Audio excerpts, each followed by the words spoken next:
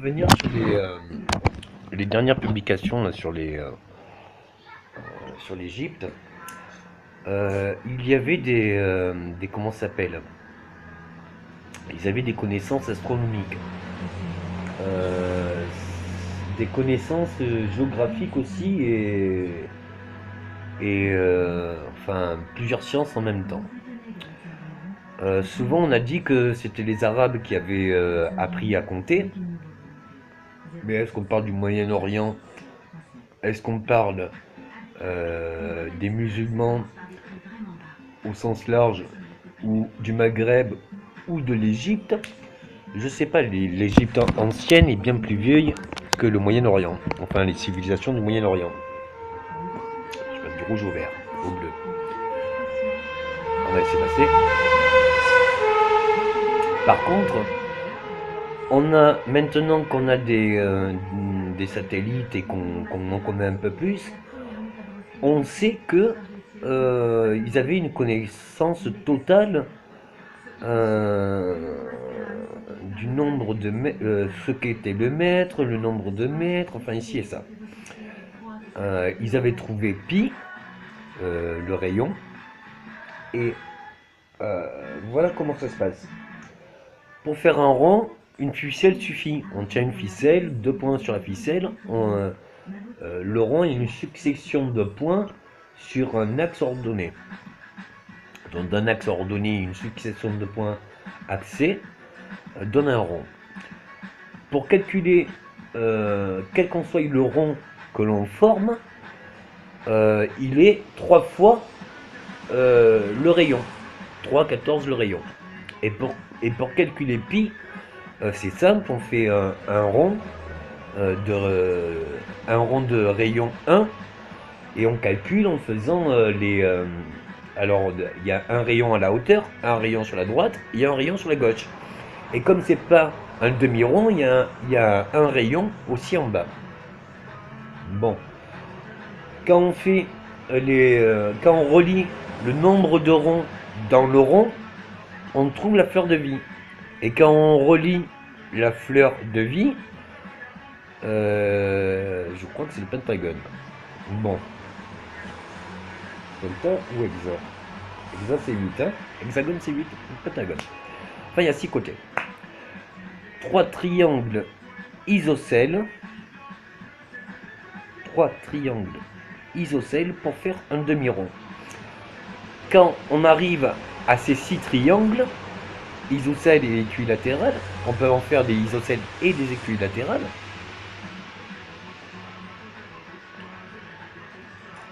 Quand on fait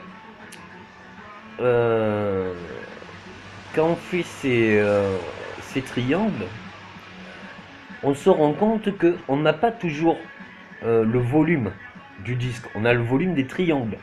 Et le triangle, on sait le compter. Pour faire pour avoir, donc il faut le rayon de la hauteur, le rayon de la largeur droite et la largeur gauche, hein, pour faire le tour, et du bas. Et puis quand on fait les triangles, on voit qu'il y a des petits bouts de cercle, puisque le point A au 2A AB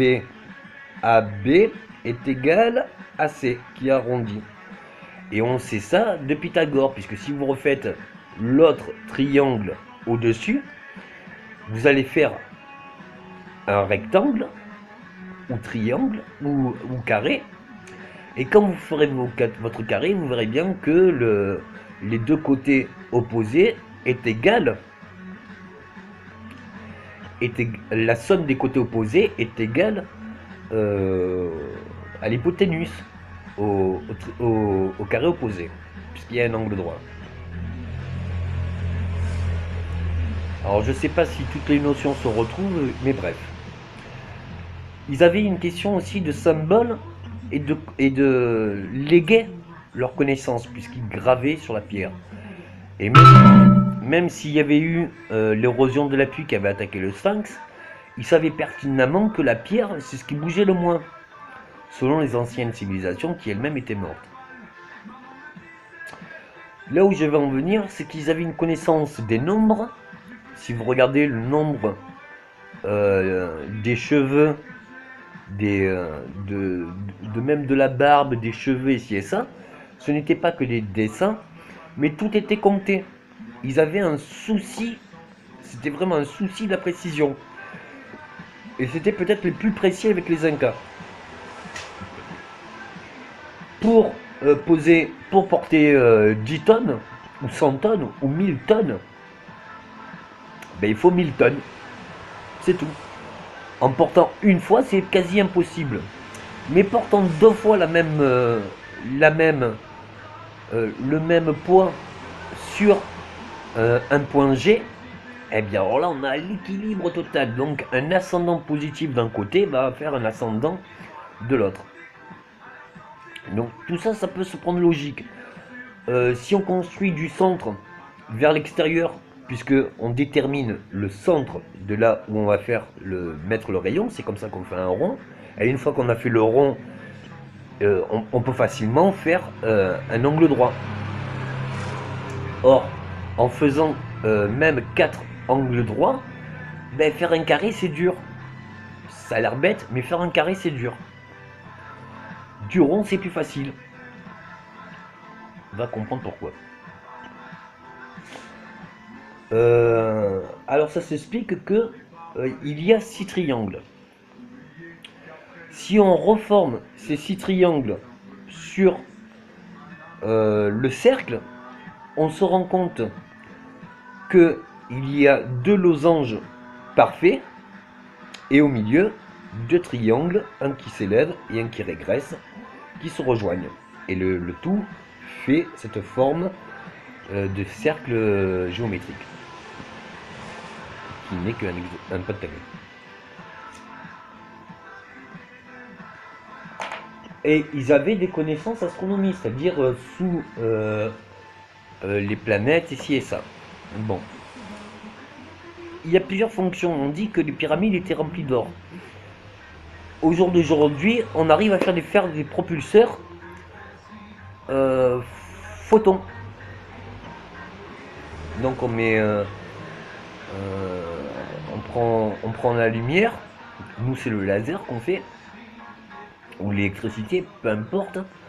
Ce qu'on propulse, mais même le placement, on fait la même chose. Hein. C'est-à-dire on bombarde d'électricité, on fait un... Bon, je vais pas vous expliquer tout ça, mais les fusées qu'on envoie dans l'espace font plusieurs tonnes. Et pourtant, on les envoie vie. Voilà, elles décollent bien. Hein. Elles arrivent à bien décoller et elles prennent de la vitesse, pas mal de vitesse. Faisant un rond, un petit rond ou un grand rond, qu'on soit petit ou grand, on peut trouver 3,14. C'est toujours le même angle. Si on comprend la connaissance du rond, avant on faisait comme ça, on déterminait le temps. Donc c'était les horloges solaires. Hein, nous-mêmes en France, on a connu ça.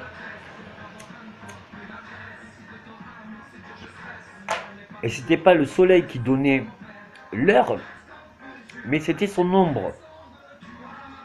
Puisque la longueur de l'ombre et la direction de l'ombre donnaient l'heure et le mois. Puisque la Terre tourne autour d'elle-même et autour du soleil. Ou autour d'un autre axe. Il y a 2 axes. Quand nous regardons l'alignement des planètes, là où c'est bizarre, c'est qu'on sait qu'il y a des cycles, qu'il y a plusieurs planètes qui orbitent autour d'elles ici et ça, mais pourtant toutes les cartes et toutes les traces astronomiques des temps anciens ne nous montrent pas les constellations d'une autre forme. Elles sont toujours de la même forme. Alors comment ça pourrait faire la même forme si elles tournent ensemble? Elles se déplaceraient, mais si elles se déplaceraient, elles n'auraient plus la même forme. Il faudrait qu'elles se déplacent toutes à la même longueur. Or, je vous prends un exemple. Là où ça devient dur à la compréhension, c'est ça. Si je prends un crayon, on ne peut pas le voir entièrement. Si je prends un crayon de la grandeur du crayon, je la déplace d'1 centimètre, à peu près de là à là. Pour le crayon, il a déplacé d'1 centimètre du bout du crayon. Mais si je le prends à l'horizon, et que je regarde la distance au soleil, et que je bouge de 1 centimètre toujours, je ne suis plus en direction du soleil, mais à je ne sais combien de kilomètres du soleil, ou milliers de kilomètres du soleil. Donc, même si on connaît le rayon, et qu'on sait que la Terre est ronde, il suffit de choisir un cap des étoiles, suivre les étoiles, et suivre toujours le même cap, ou en zigzag, qu'importe. Hein. Un serpent, il va de droite à gauche, mais en fait, il fait la diagonale. Donc, qu'on aille de diagonale, de part en part, de nord-est ou nord-ouest jusqu'au sud-est ou au sud-ouest, on revient toujours au centre. Vous faites un rond, vous faites une croix dessus, que vous partez en diagonale qui fasse le tour, il revient au centre, et que vous partez une diagonale qui fasse le tour, il revient au centre.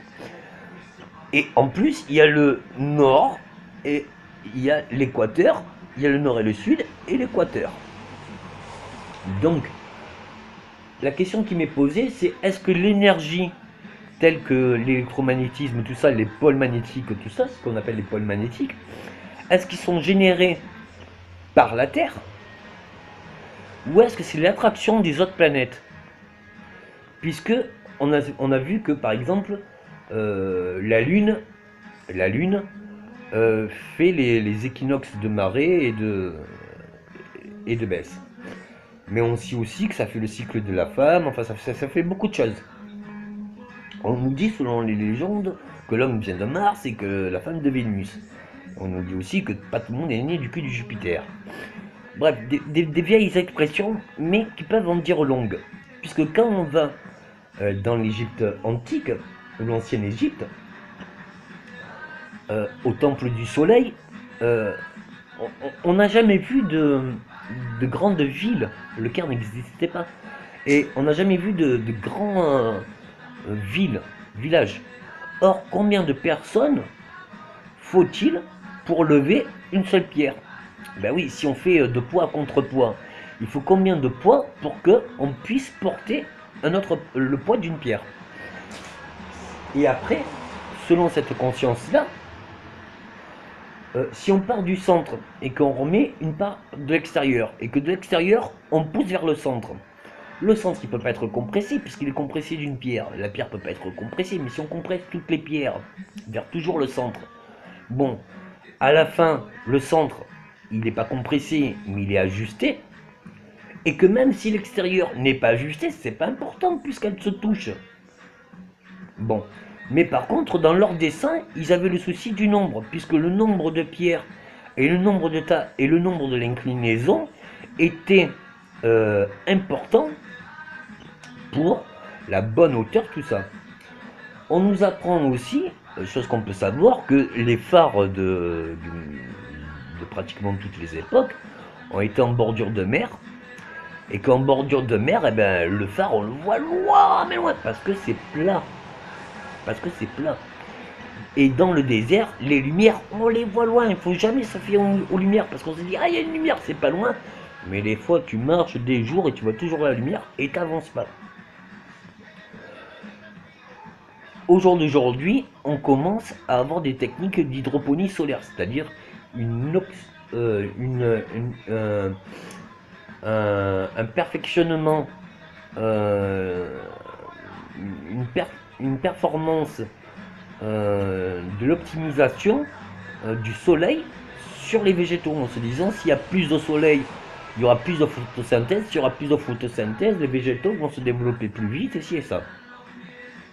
Bon, on voit aussi qu'ils avaient un souci du Nil et des crues, puisqu'on voit que le lion, l'enceinte du lion, enfin tous les ruissellements amènent au lion, au sphinx, et l'enceinte du sphinx peut prendre une réserve d'eau potable. Bon, on voit aussi que par bateau, si le Nil a un courant et qu'on attache tous les bateaux ensemble, bah, la queue leu à la chaîne, quand il y en a un qui part, c'est pas qu'un qui part, c'est un qui se laisse porter par le courant, et comme il tire les autres, et ben il ramène ceux qui partent. Et puis comme c'est à la fin, c'est un... Ouais, ça peut tourner. Tout ça, ça peut être compris. On pourrait faire des chantiers titanesques au jour d'aujourd'hui, selon les mêmes principes. Si on prend de la pierre qui est tendre, et de la pierre qui est dure, et de la pierre qui est molle, bon, je prends la pierre tendre et la pierre molle, style pour faire un alliage. Enfin, pas un alliage, mais comment on appelle ça? Nous, pour faire le ciment, on prend du gravier. Enfin, vous voyez ce que je veux vous dire? On prend du gravier et peut-être du plâtre. Enfin, je sais pas comment on fait le ciment. C'est plusieurs matériaux qu'on mélange ensemble. Pour faire le titane et l'acier chirurgical, le titane surtout, et autres, on a pris de la pierre volcanique parce qu'elle est vachement dense, elle est légère et vachement dense, donc elle est dure, et de l'acier parce que c'était chauffé, ça pouvait être ou la pierre molle ou le durcisseur, puisque une fois que c'est froid, c'est durci pas mal. Et la pierre volcanique, une fois que comme c'est de la pierre qui est déjà cramée, pour la faire cramer, c'est plus dur. Donc quand on mélange les deux en état de fusion par le feu, les deux se mélangent et à 30 et 60% ou 70%, on arrive, 30 et 70, on arrive à un truc bien costaud. Donc avec 30% de pierre et 70% de fer, ou 70% de pierre et 30% de fer, ça fait vraiment quelque chose de costaud. On sait aussi que tout était une question de cartographie. Ils se regardaient eux-mêmes. En se regardant eux-mêmes, ils voyaient leur population. En voyant leur population, ils se voyaient eux-mêmes. Ils pensaient à l'ordre établi. De l'ordre établi, ils se disaient qu'il y avait un ordre pour toutes choses. Et donc, ils se sont dit de l'ordre de toutes choses et arrivés d'un point commun. Et de ce point commun, c'était quoi? Ben, c'était la vie et la mort. Tout ce qui vit peut mourir, tout ce qui est mort peut vivre. Ils étaient vraiment très attachés à tout ça parce que tout est une question de cycle. Et ils savaient ça, comme il y a des vieilles tribus en Afrique qui l'ont toujours fait depuis la nuit des temps, on parle de nuit des temps, donc de l'aube du jour. Depuis la nuit des temps, il y avait comment ça s'appelle il y avait à un moment donné des croyances sur la réincarnation ici et ça. Je suis passé du vert au bleu, au rouge et maintenant gris. Je parle de la pigmentation. On va repasser au rouge. De ces soucis d'évolution, ils se sont rendus d'un cycle. Combien faut-il donc vivre pour avoir connaissance du cycle? On peut connaître que ça continue ou recommence une fois qu'on a fait le tour. On peut savoir que la Terre est ronde qu'une fois qu'on a traversé. Hors du Nil, on peut aller de partout. Et de partout, on peut arriver au Nil. Là où c'est un peu délirant, c'est qu'on se rend compte, par exemple, sous l'équateur, les pôles magnétiques. Alors, tu prends une pièce, comme ça, tu la fais tourner. Elle va tourner. Bon. Au départ, elle tourne sur son axe, elle tourne vite. Au moment donné où elle ralentit, elle fait de plus en plus d'écart, jusqu'à ce qu'elle prend trop de poids et pas assez de force, et elle s'étale, elle s'effondre. Ça, c'est la logique. Et parce qu'elle est plate.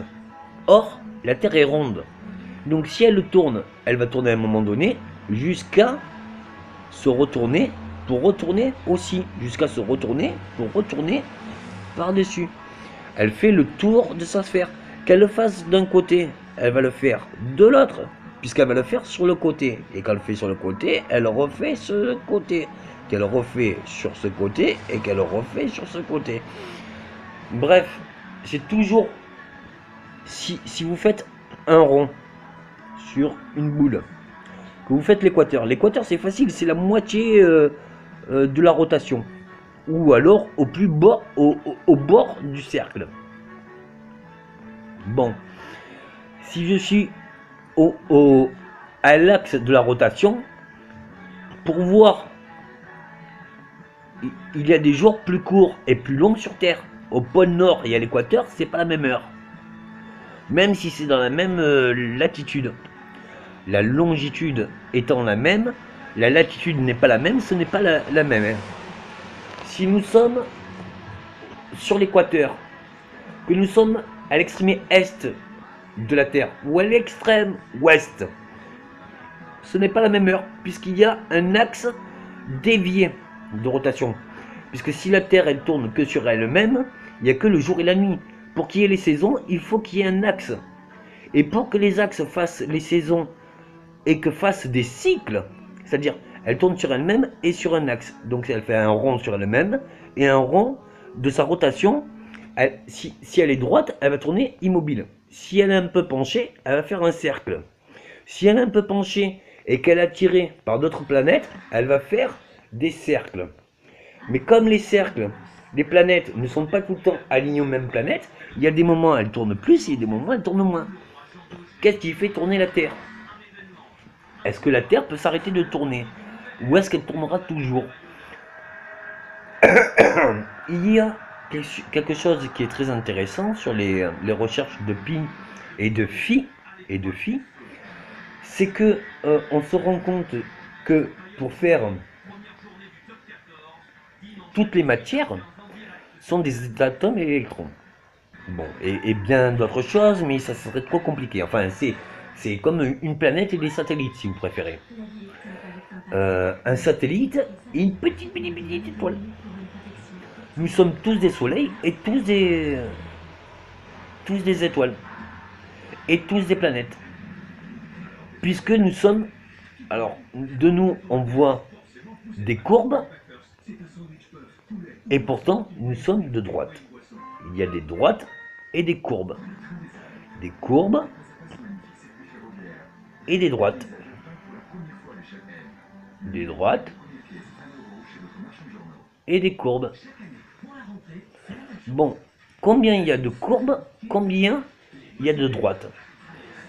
À un moment donné, est-ce qu'on peut connaître le tout si on se connaît dans son absolu? Et on peut se connaître dans son absolu que si on a fait les expériences positives, négatives, et après avoir fini les expériences négatives, à se dire que finalement, après tout le négatif, il y a un moment où ça s'arrête de créer et engendrer le négatif. À un moment donné, ça se stabilise, et pour revenir vers le cumul des deux, qui fait que tant bien mal pour un bien, autant vaut le bien. Puisque le mal attire le mal. Le bien attire le mal et le bien. Mais même quand on est mal, avoir que mal, c'est lassant. Enfin, à un moment donné, un peu de bien, ça fait même plaisir aux mêmes les plus cruels. Donc à un moment donné, c'est qu'une question de cycle. Pourquoi on laisse les enfants faire leurs propres expériences? Parce qu'on sait pertinemment qu'on ne sera pas toujours avec eux, et on sait pertinemment qu'être confronté au danger, ça nous a aidés pour nous raisonner vers moins de conneries. Or, si on nous aurait privé de toutes les conneries pendant 30 ans, au bout de 30 ans, tu fais mais toutes les conneries les plus abominables et possibles. Donc, il y a vraiment un bien fondé à pas engendrer, mais subir le mal, tout ça. Il y a vraiment être traumatisé. Au départ, on subit, après on est martyr, après être martyr, on est en paix. Ben oui, si on s'habitue à notre traumatisme les plus dramatiques et les plus chaotiques, alors est-ce qu'habitué, si on connaît que ça, est-ce qu'on a une perception du chaos qui est identique à celui qui n'a jamais eu de rhume et qui connaît un rhume qui va dire oh, c'est le chaos? C'est ça le truc. On est toujours habitué de nos consciences, et c'est nos consciences qui nous habituent. Combien de temps il faut s'habituer à de nouvelles consciences, et combien de nouvelles consciences vont nous déshabituer de nos anciennes, qui n'étaient pas bonnes. Donc, est-ce qu'on peut édifier des pyramides en étant ignorant? Ça serait ridicule. Maintenant, vu la somme des signes, parce qu'une fois je veux bien, deux fois peut-être, mais encore deux, c'est beaucoup pour un hasard. Trois fois, c'est une certitude, il n'y a pas de hasard. Or, les signes de leur connaissance sur les étoiles, c'est ce qu'on voit. Donc ça, c'est démonstratif. Et eux, qu'est-ce qu'ils nous ont fait? Ils nous ont fait des sciences démonstratives. Ils ont fait les choses, ils les ont gravées, ils ont raconté tout ça, d'une langue que peu de personnes comprennent. Bon. Mais quand on comprend les hiéroglyphes, on se voit que c'est une science. Rien n'est laissé au hasard. Même le nombre de coiffures, le nombre de tresses, le nombre de traits de barbe, le nombre de rouleaux, le nombre de perles, le souci du nombre.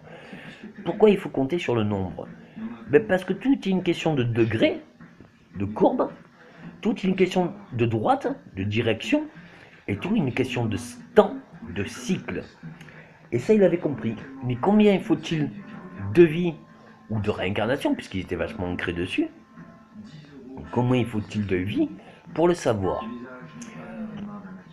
Euh, les questions restent encore, parce qu'on ne sait pas si mouler les pierres les unes après les autres, chose qui expliquerait pour comment elles sont de n'importe quelle forme et bien colmatées.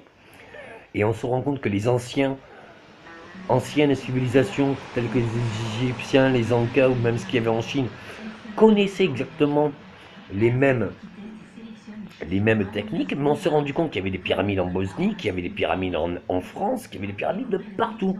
Et elles sont toutes alignées selon le même axe. Tous les sites les plus grands sont alignés sur le même axe.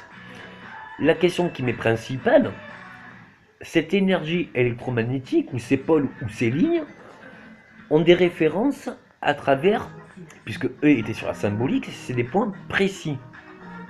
Précis. Quand on est dessus, on a toute l'énergie, même si elle fait le tour de la Terre, elle revient à cet endroit. Et elle part dans l'autre sens, elle revient quand même dans cet endroit. Et elle part même d'aucun des deux premiers sens, elle revient encore à cet endroit. Si on part du principe que vous soyez de partout sur Terre, sur sa largeur, sur sa hauteur, sur sa longueur, comme si une sphère, vous êtes tous alignés avec le centre de la Terre. Et tout le centre de la Terre est aligné avec la Terre, ou la Terre est alignée avec son centre. Donc c'est pour ça que nous sommes connectés, parce que les ondes que sécrète le cerveau, les ondes alpha et oméga, ben c'est des ondes comme le font nos satellites, tout ça, ça dépasse la matière. Ça passe à travers la pierre et autres.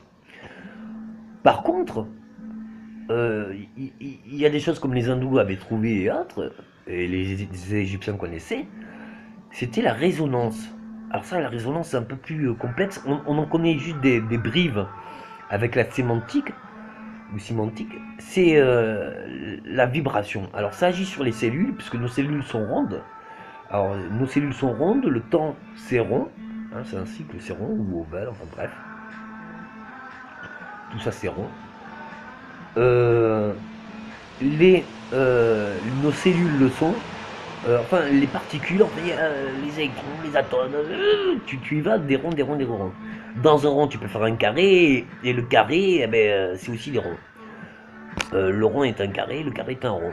Et en fait, ben, le carré, est-ce qu'il existe? Je sais pas, parce que quand on va à l'échelle nano, même le trait du crayon, il n'est pas aligné.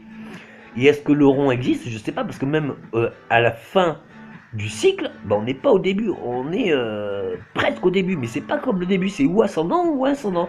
En fait, c'est une spirale où ça va à son plus large point, ou du plus large au plus centre. Que vous faites un rond et que vous poussez toujours un peu vers le centre, ou que vous partez du centre et que vous poussez un peu vers l'extérieur, vous arrivez au même point. Succession de points. Ils avaient une question du nombre, et ils avaient établi le mètre, et ils savaient aussi la surface et le tour de la Terre. Alors c'est quoi à dire, mais 1 mètre sur la Terre, c'est facile à dire. 1 mètre sur l'eau, au bout de une semaine ou deux, Je vous assure que l'orientation, bon, il y a toujours les étoiles, mais hémisphère sud ou nord, il n'y a pas les mêmes étoiles, et est et ouest non plus. Donc ça devient plus dur, trouver son cap. Il faudrait trouver l'axe des étoiles. Après, en connaissant l'axe de la Terre, les étoiles, les ciels, et l'heure, le temps, on peut s'orienter selon le sextant, tout ça qui est juste un repérage enfin, pour calculer la distance entre les étoiles, enfin le point. Mais après, pour s'orienter, le nombre de distances qu'il y a entre la Terre à la Terre, avec la mer au milieu, c'est délicat. Si je vous fais ça, vous allez me dire, ben c'est 1 centimètre. À peu près. Moi, je vois à peu près 1 centimètre. Et je vous fais montrer 1 centimètre. Bon. Donc ça, on est habitué, parce qu'on est habitué à une règle. Et la règle, on l'a utilisée étant petit. Si vous faites... si vous ne connaissez pas la longueur du rayon, vous prenez un rayon au hasard, mais que vous le faites sur un même axe, est-ce que vous allez faire une spirale ou un rond, si c'est le même axe? Donc de même longueur, on arrive à faire un rond, ou approximativement un rond. Si on n'est pas précis, à la base du rond, on sera précis à la longueur, puisque il y a plus de points, et que pour revenir au début, pour retrouver son chemin. Mais en ayant ces connaissances, pourquoi ces connaissances? Eh bien, parce que dans le désert, on ne fait pas des ronds ou des spirales. Ça serait trop long, on fait des lignes droites. Or, pour un plateau de gisé, hein, c'est un plateau de gisé, à se demander qu'ils n'ont pas écrasé les montagnes pour que ça fasse plus plat. Parce qu'une lumière, c'est-à-dire une lumière qui s'élève, les rayons de la lumière du soleil qui reflète le sommet de la pyramide, vous le voyez loin. Et si elle est divisée en 8 parties, ben vous voyez le nord, vous voyez le sud, l'est, l'ouest, et même les diagonales. Voilà. Donc vous savez quand planter, et vous savez quand ça va tomber. Voilà. En sachant tout cela, et en ayant vécu le déluge, il faudrait retrouver dans la Bible quel pharaon était en Égypte selon la Bible, puisque la Bible a repris la Genèse. Bon. À un moment donné, il faut se comprendre que même si nous savons toutes ces connaissances-là, et là j'ai pris du temps, faites l'expérience, juste expérience sur un papier crayon, sans compas, hein, ça serait trop dommage, simplifier la tâche, avec un souci du perfectionnement. Ben, sans compas, faire un rond, c'est pas évident. Combien il peut y avoir de carrés dans un rond? Ça, on peut trouver. Combien de ronds à l'intérieur du rond? Ça, on a. Combien de triangles carrés? Parce que les pyramides, c'est pas des triangles isocèles, hein, c'est triangles carrés. Enfin, je sais pas comment on appelle ça. Bref, ça revient au point ici à ça. Mais, ah oui, la résonance. En résonance, on sait que le son est une vibration. Toute matière a une vibration. Nous, on sait que l'énergie, c'est matière, et la matière est énergie. Mais on sait aussi que si on vous met du jus pour sentir votre cerveau à faible intensité, vous allez sentir votre corps. Si on vous met de l'électricité dans le corps, vous allez ressentir votre esprit. Or, si vous sentez l'esprit et le corps d'électricité, vous allez ressentir le tout. Mais parce que vous aurez fait physiquement à l'intérieur. Si vous faites un stimulus, un tatouage, sur un stimulus extérieur, vous faites une pique, en acupuncture, tu stimules l'extérieur, ça va stimuler l'intérieur. Mais si vous stimulez toute la tête, vous allez stimuler tout le corps. Et si vous stimulez tout le corps, vous allez stimuler toute la tête. Donc voilà. Pour revenir à la résonance, si je fais un carré, bon un cube, que la lumière tape là, elle va réfléchir là. Si elle réfléchit là, elle réfléchit là. Donc elle fait des va-et-vient. Si vous l'envoyez là, là, elle réfléchit. Bon. Nous, avec le projet ITER, on a fait un cercle. La lumière rentre d'un côté, elle se réfléchit, elle se réfléchit, elle se réfléchit, ça fait de la fusion. Ah, c'est beau le progrès. Mais si vous prenez une pierre, ni triangle, ni rectangle, deux carrés, deux losanges parfaits. Alors, ces losanges parfaits, c'est quelque chose.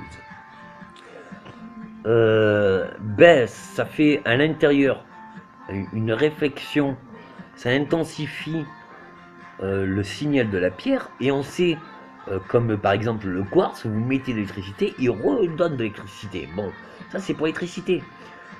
Pour les pierres, on sait que les pierres attirent et donnent.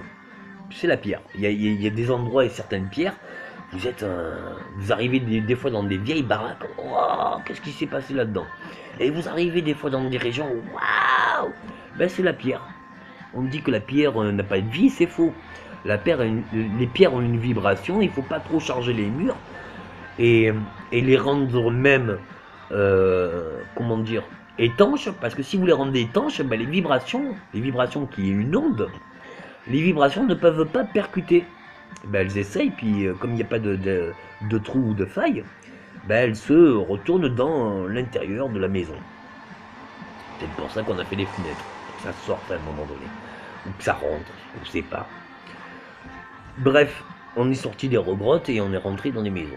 C'est fou. Là où je veux en venir avec cette bêtise, c'est que les pierres peuvent se charger. Mais si on charge de la pierre avec le soleil, et si on charge avec de l'électricité, c'est pas la même chose. Pour charger une pierre en énergie, on la met au soleil. Et si on charge une pierre d'énergie, d'électricité, elle redonne une certaine autre énergie. Énergie et énergie magnéto-exotérique. Bon, là les travaux sont trop récents pour que je vous en donne des résultats prouvant que les Égyptiens connaissaient toutes ces choses. Je vous donne juste des indices et des directions à prendre. Mais en ayant toutes ces données, faites pas un cumul de connaissances sur les Égyptiens, ça serait dommage. Surtout que les Égyptiens ont été de partout sur Terre, ainsi que les Incas, enfin bref, c'est les mêmes. Donc, faites relier tous les sites géographiques, parce que les anciens ils faisaient quand même, nos propres ancêtres faisaient avec un sens. Donc si aujourd'hui on a perdu le sens, bien il faut retrouver à quoi ils pensaient. Et ils voulaient faire une bonne fois pour toutes, bien faire les choses, mais pour une bonne fois pour longtemps. Pour pas refaire et refaire et refaire tout le temps la même chose. Ils aimaient innover, mais ils aimaient prouver leur suprématie. Et c'est comme ça qu'ils créaient des civilisations. Et toutes les civilisations étaient faites dans plusieurs points, donc faisons les jonctions de tous ces points. À un moment donné, nous trouverons la chronologie de l'histoire, nous verrons la chronologie du cycle des planètes, nous reverrons la chronologie des cycles, et nous pourrons déterminer où et quand ça a commencé et où et quand ça finira. Good.